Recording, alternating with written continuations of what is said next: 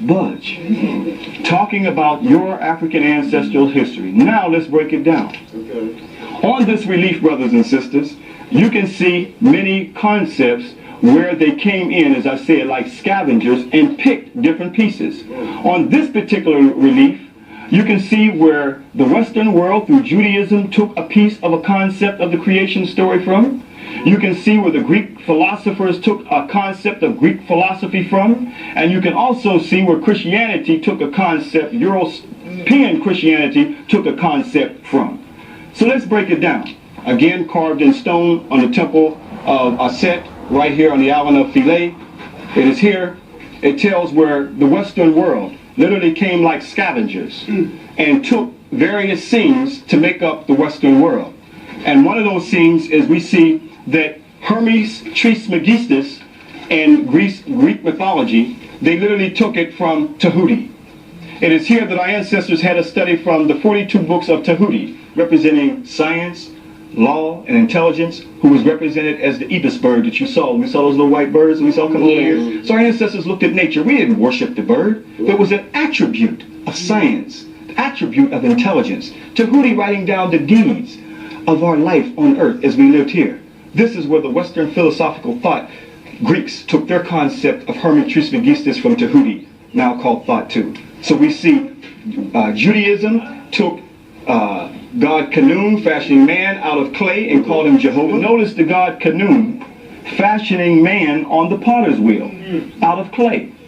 This is where Judaism took a portion of this to make up their Genesis story with the Sanhedrins around 250 BC. From this relief right here of God fashioning man and woman on the potter's wheel. And they took other concepts of Atum from Heliopolis creation story, or the city of On, to make up their Adam as a man, when actually it was Atum the son. And we see European Christianity took from the goddess Isis and Horus and made up the European, again, let me express, the European version of Mary and Jesus. Copied directly from these reliefs right here. So you got Greek philosophy, where he took from Tahuti and called it Hermes Trismegistus. You got the Jehovah Genesis creation story and the Bible, where they took from Khnum fashioning man on the potter's wheel out of clay, and they turned it into making man out of clay, Adam out of clay. And you also got Christianity right here showing Isis lactating or breastfeeding the holy child Horus, who was born of immaculate conception and virgin birth. Three concepts just from this one relief. You see? All carved in stone. As you can see the line, one dark, one light, showing this temple was under the water. Nobody could come back and read this. And that's why over here, if you look against this wall right here, much of it they try to chisel it all out. But our ancestors wrote endlessly as though one day we would forget our story. One day we would not know who we are. One day that the only thing that we put on our genetic memory bank would be an alien, a conqueror's story. In our mind, our story would not be told.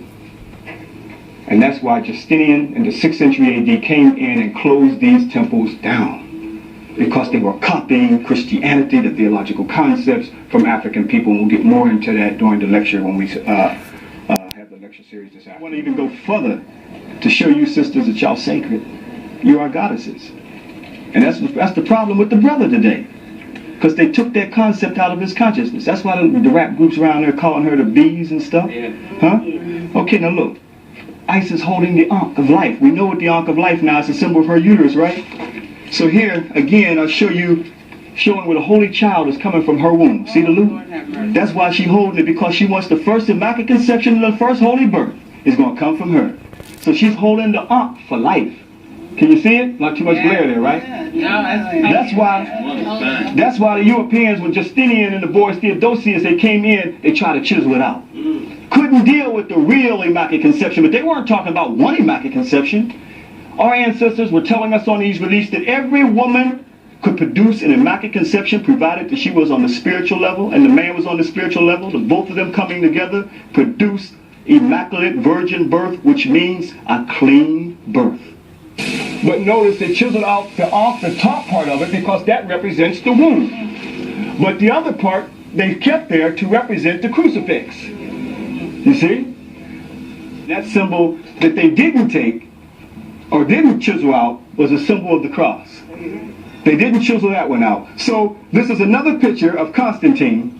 Constantine's vision of the cross, which he is pointing to this symbol, Sec Vincius. In this symbol we shall conquer. Through this symbol we shall conquer. Supposedly Constantine got the cross out on the battlefield. Another picture, but now that we know that Constantine came here, now we know where in fact Constantine got the cross from. Huh?